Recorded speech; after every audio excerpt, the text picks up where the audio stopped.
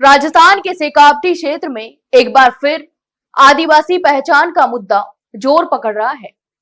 आपको बता दें कि बीते रविवार को चूरू जिले के सुजानगढ़ कस्बे में आयोजित एक बड़ी सभा में नायक समुदाय के प्रतिनिधियों और सामाजिक संगठनों ने एकजुट होकर सरकार से मांग की कि चूरू, झुंझुनू और सीकर जिलों के आदिवासी बहुल क्षेत्रों को अनुसूचित जनजाति यानी एसटी का दर्जा दिया जाए। यह सभा नायक समुदाय के मेधावी छात्रों को सम्मानित करने के उद्देश्य से आयोजित की गई थी, लेकिन धीरे धीरे यह कार्यक्रम आदिवासी अधिकारों की आवाज बन गया। सभा में बड़ी संख्या में सामाजिक कार्यकर्ता, समुदाय के बुजुर्ग और राजनीतिक नेता भी शामिल हुए। तो वहीं मंच से वक्ताओं ने कहा कि नायक समुदाय लंबे समय से अपनी वास्तविक पहचान और संवैधानिक अधिकारों के लिए संघर्ष कर रहा है। सभा में वक्ताओं ने आदिवासी समाज की वर्तमान स्थिति पर गहरी चिंता व्यक्त की। उन्होंने कहा कि निरक्षरता, बेरोजगारी और गरीबी जैसी समस्याएं इस समुदाय को लगातार पीछे धकेल रही हैं। कई वक्ताओं ने यह भी कहा कि आदिवासी वर्ग के खिलाफ अपराधों की घटनाएं लगातार बढ़ रही हैं, जिससे सामाजिक असुरक्षा का माहौल भी बनता जा रहा है। वक्ताओं ने राज्य सरकार से यह मांग की कि शेखावटी क्षेत्र के आदिवासी समुदाय को राजस्थान के दक्षिणी जिलों जैसे बांसवाड़ा, डूंगरपुर और उदयपुर की तरह ही कल्याणकारी योजनाओं का लाभ दिया जाए। यहां तक कि उनका कहना था कि सरकार को इन जिलों के सामाजिक आर्थिक आंकड़ों का अध्ययन कर यह समझना चाहिए कि नायक समुदाय की स्थिति भी अन्य आदिवासी समूहों जैसी ही है। सभा में बांसवाड़ा से सांसद राजकुमार रौत भी विशेष रूप से शामिल हुए।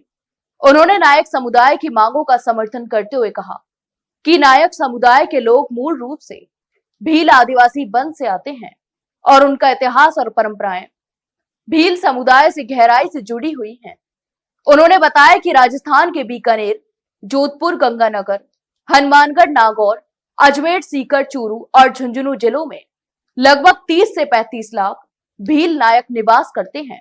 इसके अलावा राजकुमार रौत ने कहा कि वर्तमान में इस समुदाय को अनुसूचित जाति यानी एससी का दर्जा प्राप्त है, लेकिन उनका मानना है कि यह वर्ग वास्तव में आदिवासी का मूल है और इसे अनुसूचित जनजाति यानी एसटी का दर्जा दिया जाना चाहिए।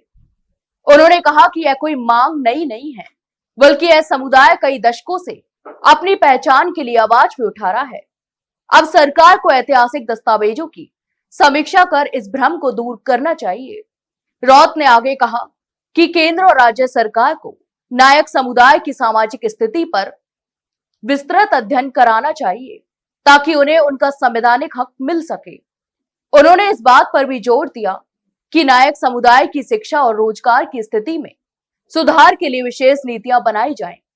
सभा में मौजूद प्रतिनिधियों ने कहा कि सरकार को आदिवासी समुदाय के विकास के लिए शिक्षा, स्वास्थ्य, रोजगार और सुरक्षा जैसे मुद्दों पर विशेष ध्यान देने की जरूरत है और कहा कि अगर राज्य सरकार उनकी मांगों को अनसुना करती है तो यह आंदोलन आगे और व्यापक रूप से ले सकता है। इस आयोजन ने न केवल शेखावटी क्षेत्र बल्कि पूरे राजस्थान में आदिवासी अधिकारों पर नई बहस छेड़ दी है। सुजानगढ़ की यह सभा इस बात का प्रतीक बनी कि नायक समुदाय अब अपनी पहचान और अधिकारों के लिए पहले से ज्यादा संगठित और मुखर हो चुका है। तो आपकी इस पूरे मामले पर क्या राय है, हमें कमेंट बॉक्स में कमेंट करके जरूर बताएं। वहीं वीडियो को लाइक और शेयर जरूर करें और हाँ, चैनल को सब्सक्राइब करना ना भूलें। फिलहाल के लिए इतना ही, जल्द मिलते एक नई जानकारी के साथ। तब तक के लिए नमस्कार।